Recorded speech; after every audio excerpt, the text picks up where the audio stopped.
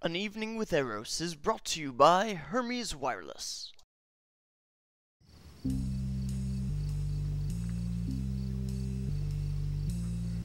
Well, hello there, darlings, and welcome to another enchanting evening with Eros, the only place on the Inner Scroll where even the most troglodytic of trolls can be enlightened on matters of the heart and the loins.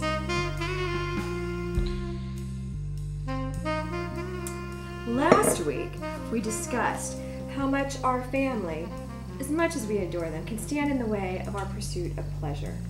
This week, we've got a variation on that theme. Sister I writes, Dear Eros, I adore my husband. We've been married for a millennia. But every time we get together with his brother, he acts like a total fool. His brother makes him do all sorts of ridiculous things as bets or games, and my husband takes the bait every time. It always ends the same way. My suddenly gullible husband, chopped up and strewn all over the Nile, and me forced to take time out of my day to go find him and put him back together. As if I don't have enough to do without cleaning up after their roughhousing. What can I do to remind my husband that I should come before his sibling rivalry? Sincerely, Sister I. Help, help, help, help, help.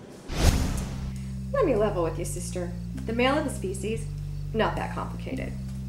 Regardless of his place in the divine order, there are two things you can be certain of. One, he will always try to prove that he's more macho than the next guy. Two, the best way to change his behavior about anything is through his pants. What I suggest is, the next time your hubby and his brother go roughhousing and your hubby calls you to collect his various body parts that have been strewn across the Egyptian realm, you might accidentally want to misplace a certain body part that he's probably rather attached to.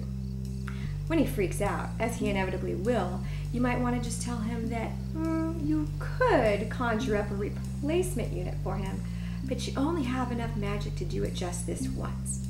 I can guarantee he'll think twice before roughhousing with his brother again. Bonus, he'll be so happy to have not lost his divining rod that he'll want to use it every chance he gets. He'll be one happy girl for a very, very long time.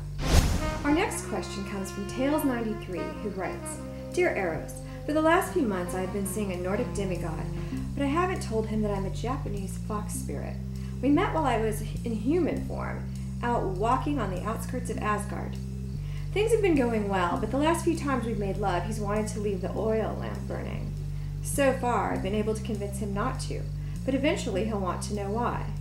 I'm afraid of how he'll react when he sees my tail and realizes I've been hiding my true self from him. What should I do? Sincerely, Tails93. I'd like some more mead. Oops. Oh, you poor dear. You know, your situation reminds me of that Murasaki novel, A Tale Between Two Deities. Well, if there's anything I find tragic, it's hiding who we are from the being sharing our bed. My advice to you, if you really love your little Nordic god, let him see how sexy your true self is. If he loves you, he'll accept you. He might even find it enticing. I mean, let's be honest. It's not like we gods and goddesses haven't been known to get freaky with a quadruped from time to time. You never know. Your little Viking might like the chasing tail. Literally. Well, my pets, that's all we have time for tonight. We draw to a close another romantic evening with Eros.